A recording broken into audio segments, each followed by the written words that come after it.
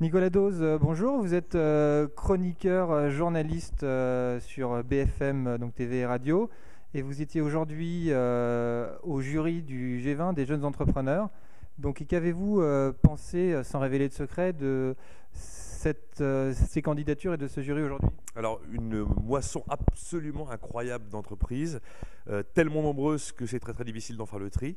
Ça, la bonne nouvelle, c'est qu'il y a un véritable dynamisme et une volonté d'exister chez ces entrepreneurs français, puisqu'ils sont trop nombreux et qu'il va falloir en garder très peu par rapport au nombre qu'on avait à départager.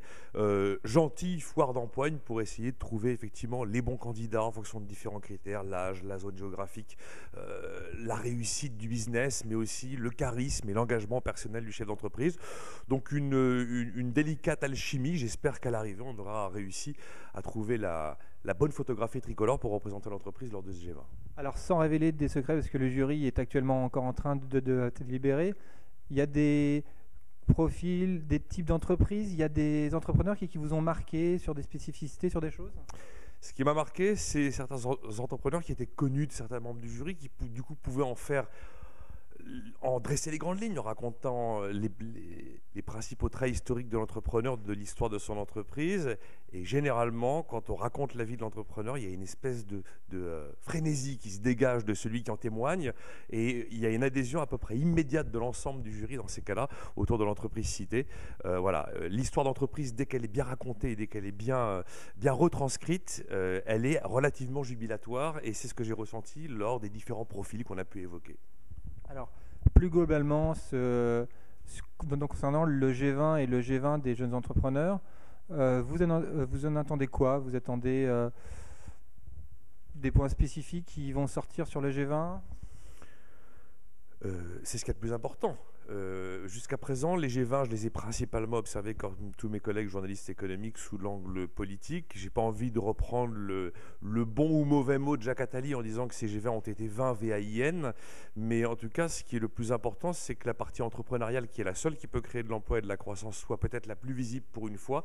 Ça n'a pas été le cas jusqu'à présent. Ils ont toujours été présents, ces entrepreneurs, mais jamais véritablement mis en valeur. J'espère que cette fois-ci, à l'occasion de ce G20 en France, à Nice, on va véritablement mettre davantage en avant la présence des entrepreneurs et l'importance essentielle, le rôle essentiel qu'ils vont jouer dans les espoirs périlleux de reprise économique de la zone euro et de l'Occident en général, plus peut-être que le communiqué final politique du G20, que malheureusement j'ai l'impression d'avoir déjà lu avant même qu'il ne soit écrit.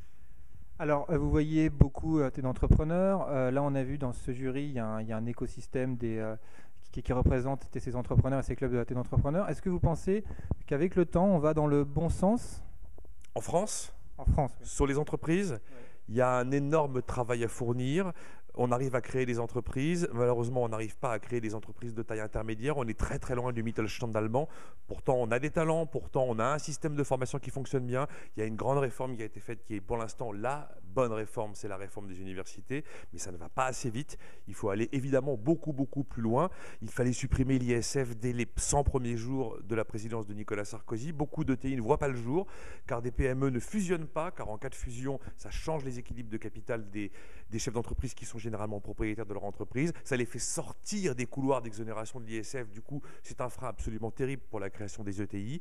Après, il y a tout le problème du financement, le fait de réussir à drainer véritablement efficacement l'argent privé vers l'économie productive. Les hommes politiques tendent à le dire aujourd'hui alors qu'ils ne le disaient pas avant. Le fait que ce soit rentré dans le discours, c'est une bonne chose. Il va falloir que ça rentre dans les actes. On a créé l'ISF PME, qui est une bonne chose, mais enfin, c'est malheureusement très nettement insuffisant. Donc il y a eu quelques petits progrès qui ont été faits en matière de prise en compte de l'importance de la croissance par l'entreprise et l'emploi. Malheureusement, ça ne va pas assez vite, je ne cesse de le répéter, il faut que ça aille beaucoup plus vite. Il y a eu un mauvais cadrage du timing politique dans ce qui a été fait depuis 2007, et aujourd'hui, eh bien, on sait que la politique a repris ses droits pour 12 mois, que l'économie française va être orpheline pour 12 mois, et comme disait l'économiste Frédéric Bastiat en 1850, la politique c'est l'art de ce qui se voit, c'est ce qui va l'emporter comme d'habitude, tandis que l'économie c'est la science de ce qui ne se voit pas. Voilà, l'économie est orpheline pour 12 mois, je n'attends pas grand-chose dans l'immédiat. Bon, sur ces dernières paroles, Nicolas Dose, journaliste chroniqueur sur BFM donc TV, merci en plus d'interviewer un journaliste, ça fait donc quelque chose aujourd'hui, donc voilà, merci beaucoup. Voilà, merci.